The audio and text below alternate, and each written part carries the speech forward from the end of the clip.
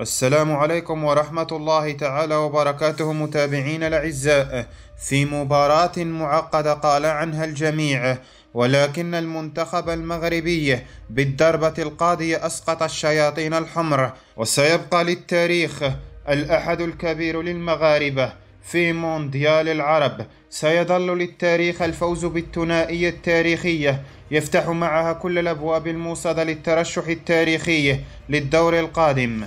أسود الأطلس يطيحون بشياطين بلجيكا في ملعب الثمامة بهدفي المتألق الصابر وبخلال. رجال وليد الركراكي كسبوا المعركة الفنية والبدنية، لقد كانت ملحمة كروية بامتياز. هذه الواقعية التي تحدثت عنها في أكثر من مرة. إذا تحب أن تكسب يجب أن تلعب على إمكانياتك، يجب أن تتحلى بالثقة في الإمكانيات المغربية الجبارة. الدور القادم على بعد خطوة واحدة إن شاء الله. مونديال العرب والعروبة لن يمر بدون بصمة عربية خالصة داخل الميدان، مثل ما تألقت الدولة خارج المستطيل الأخضر. رفعت راية الشعب ولغة الضاد عاليا بافتخار واعتزاز. الركراكي اليوم حنكة تدرس، تغييرات في التوقيت الممتاز، الروح العالية والقتالية من اللاعبين، عين تاقب أربكة أوراق المدرب مارتينيز الذي أقحم لوكاكو الذي كان دخوله من عدمه، حيث أنه ضاع داخل دفاع الأسود المحكم.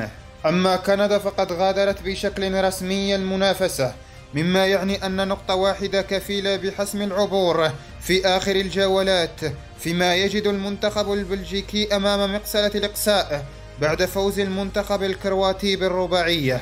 إذن هي آخر المحطات لدور المجموعات. مباريات النهائية سابقة لآوانها ستلعب في قطر، فلقد هرمنا وهرم المغاربة من أجل هذه اللحظة. أكثر من 40 سنة لم يتجاوز فيها المنتخب المغربي عتبة الدور الأول، دائما من بين أول المغادرين للبطولة. نفس السيناريوهات وإن اختلفت طرقها وعواملها، إلى أن النتيجة واحدة، والتي دائما ما نعنونها بخروج من الباب الضيق.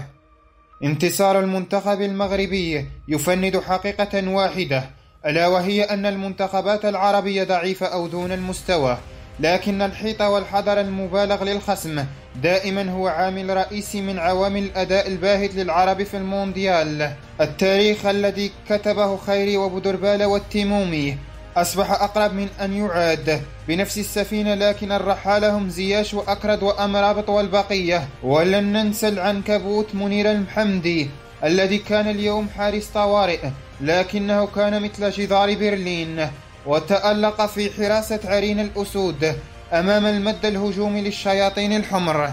إذا أعجبك الفيديو فلا تنسى الاشتراك في القناة وتفعيل جرس التنبيهات ليصلك كل جديد. والسلام عليكم ورحمة الله تعالى وبركاته.